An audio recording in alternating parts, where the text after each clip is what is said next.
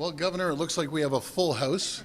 And I was telling the governor how nice our media was. I seriously did say that. And I want to welcome the governor. First of all, I wanted to pass on our condolences for the tragedy and the shooting that happened in Michigan. Our prayers and thoughts are with everyone and along with their families. So we had an opportunity to have a great conversation. Both Governor Whitmer and myself had a great relationship for close to 7 years now. And I reminded the governor, first time we met at the auto show in Detroit, we talked about the wolves, that we sent 5 wolves down to Michigan. But there's a tremendous amount of opportunity in economic development, creating the environment for both Michigan and Ontario to thrive and grow and prosper. And that's what we talk about. We're each other's largest trading partner.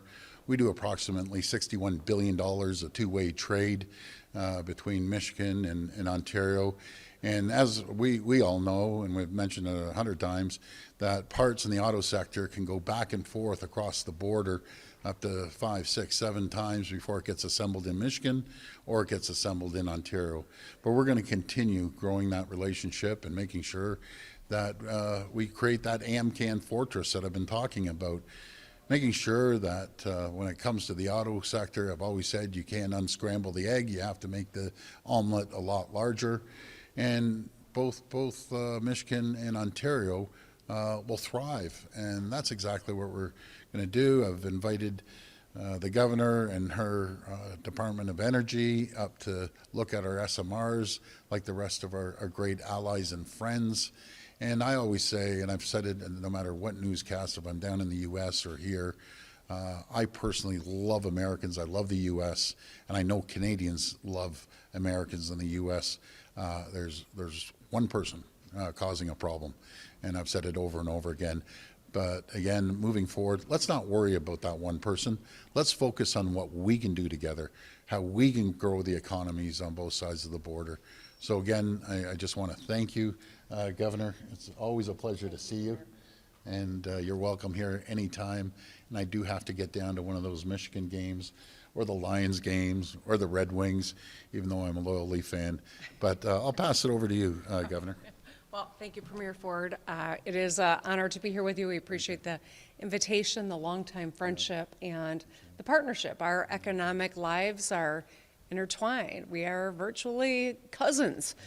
Michiganders love Canadians, Americans do as well, and that's why I wanted to make sure to come to talk about how do we strengthen this relationship, how do we ensure that both of our economies continue to grow and produce good paying jobs for Ontarians, yes, Ontarians. And Michiganders alike. And I think that our economic fates are intertwined, and that's why we take seriously the growth of this relationship and bringing to bear common sense strategies at the national level. And I'm going to continue to work at that because it's important for all of us as we think about all the global challenges that we are confronting. Strengthening this relationship, not undermining it, is one of my top priorities. And so I'm awfully glad to be here. Look forward to, we've got a big opening of the Gordie Howe Bridge coming up in the coming months, next coming months, and it is a testament to what we can do together. We can build our commerce together. We can solve problems together. We can literally connect our people when we work together. And so I thank you for the chance to meet with you this morning and all the work that our teams will continue to do together. And I very much appreciate this relationship. Thank you, Governor. Yeah, thank you. Greatly appreciate it.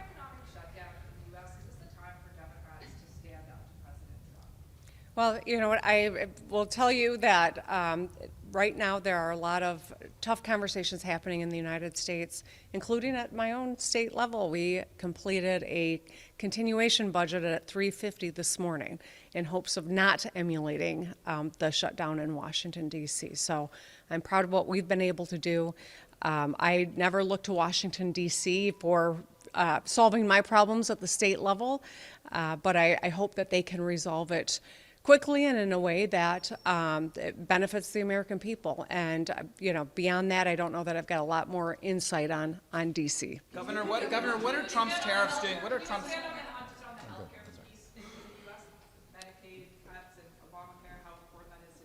It's been huge, not just Democrats, it's important to Americans. When I was in the Michigan legislature, I worked with a governor, a Republican governor, to expand Medicaid. Almost 1 million people got health care coverage, many of whom I've met with, I've talked to, I know have gotten health care for the first time in their lives. It has been incredibly helpful to so many. It's a backbone of our economy. It is good paying jobs. It is all of the above, and that's why I fought against the cuts that happened in their big bill. And that's why I continue to be hopeful that common sense prevails and they don't devastate the American healthcare system, because it's people who will lose out. Governor, what are the Trump tariffs doing? What are the Trump tariffs doing to your state, Governor? Tariffs have been incredibly challenging for Michigan. We grow things and we make things. It is agriculture that is hit so hard, and it is manufacturing, and that's who we are, that's what we do. There's a saying in the United States, if we catch a cold, Michigan gets the flu. We feel the pain of tariffs harder and faster than almost any other state, and that's why I'm trying to make sure that we can get back to a USMCA, back to strengthening this relationship and recognizing the importance of Canada, Mexico, and the United States having a good relationship, not adversarial. Well, thank you, Governor. Thank you. Sorry, the governor had to catch a flight. Yeah, it's unfortunate. You know, as I have said, I'm disappointed that the federal government wouldn't sign off on moving them. I'm an animal lover, and it's just a sad situation.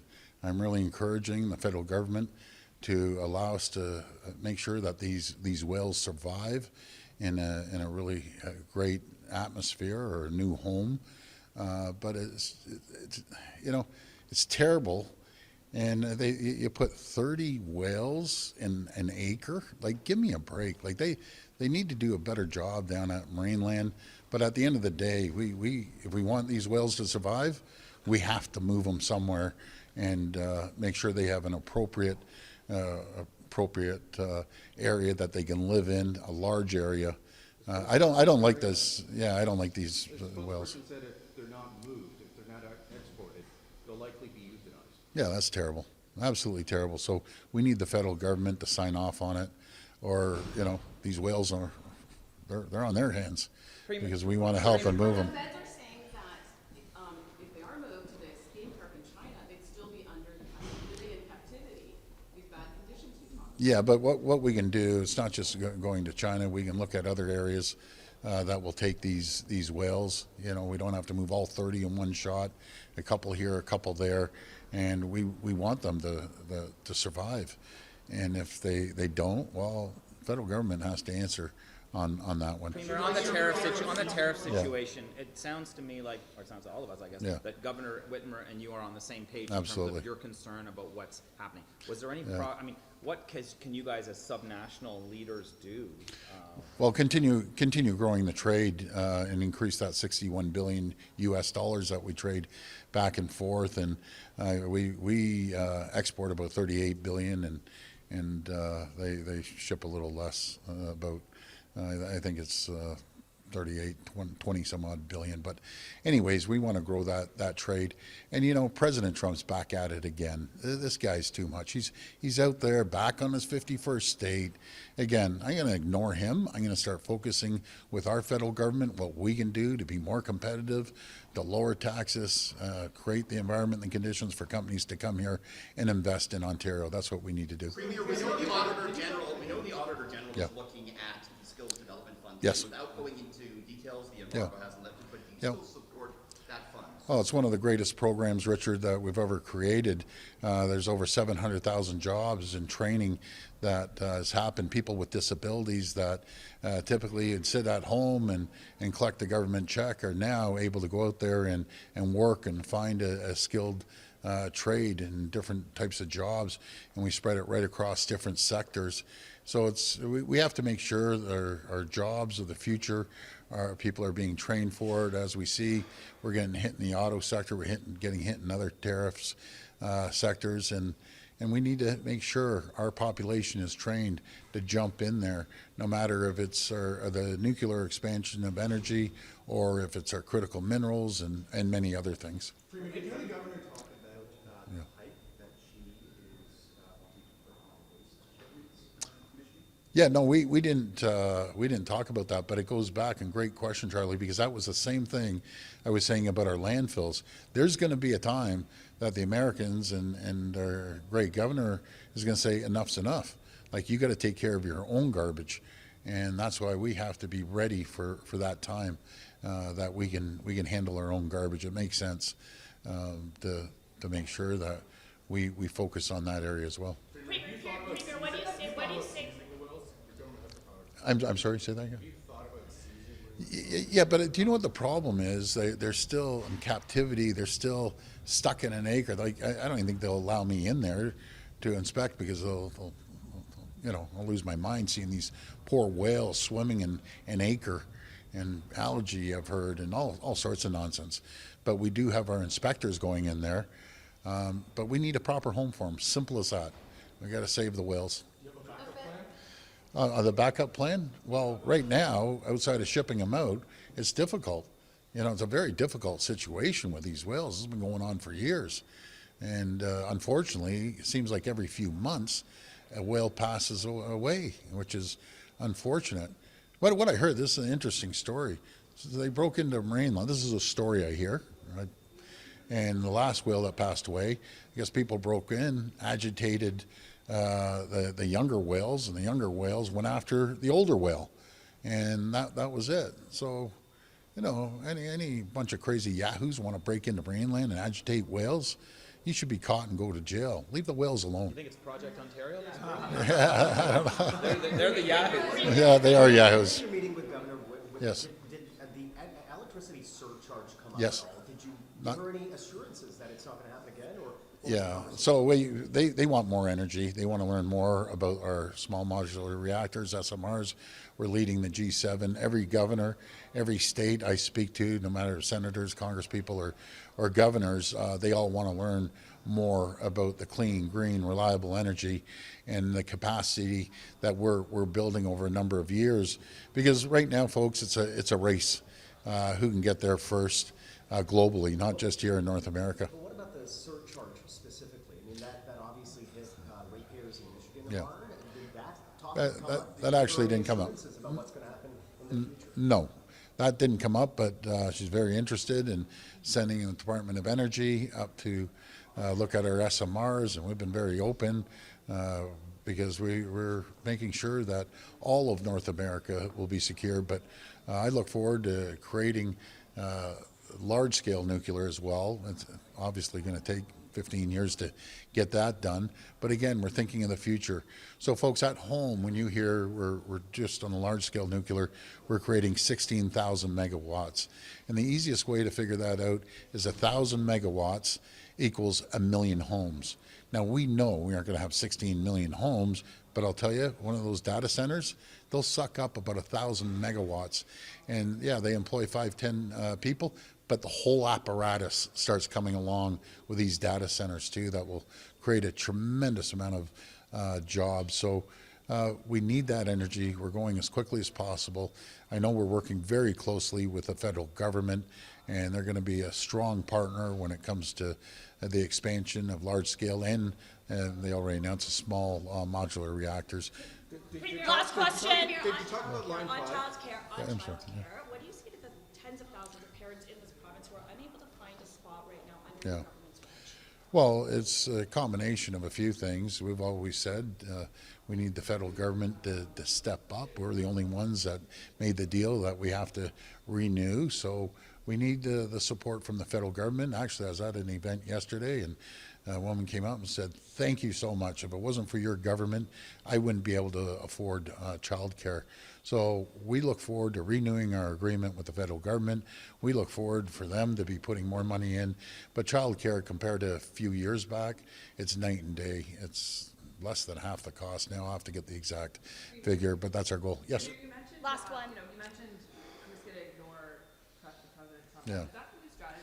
You just Well, not even yeah. talk about him by name? Are you just Yeah, well, you know, he drives me crazy, and yeah, I'll talk about him, but stop worrying about this guy. Let's start focusing on what we can do as a country, as a province, to attract more companies. We have Vic Fideli, and I always give the guy a shout out because I don't know how the guy does it. One day he's in Germany getting new business. Now he's over in Asia. He's taking a tour all around there, attracting more businesses. But what he did say, on a positive note, he said, Premier, the pipeline is full of billion-dollar investments. And I said, well, bring them back. Let's start announcing them. And people still around the world, with all the turmoil, uncertainty, and wars happening, they look at Ontario as a safe haven, a pro-business government, and making sure that we cut the red tape and regulations, which we have, to a tune of $1.2 billion. And that's the last number they gave me. It's 1,800,000 person hours that you can reallocate somewhere else. So we got to focus on what we can do and stop worrying about that guy south of the border. And we have great friends and great allies. I can tell you over and over again, when I speak to Republican governors, they do not agree with them. They're too scared to go out there and say anything. Isn't that a shame? But Governor Whitmer, she's a fabulous partner, and it's all about building relationships. And I can tell you, the governor is not shy to make sure that she holds President Trump's feet to the fire. But thanks, everyone. Thank you. Yeah, line 5 never came up. Never came up.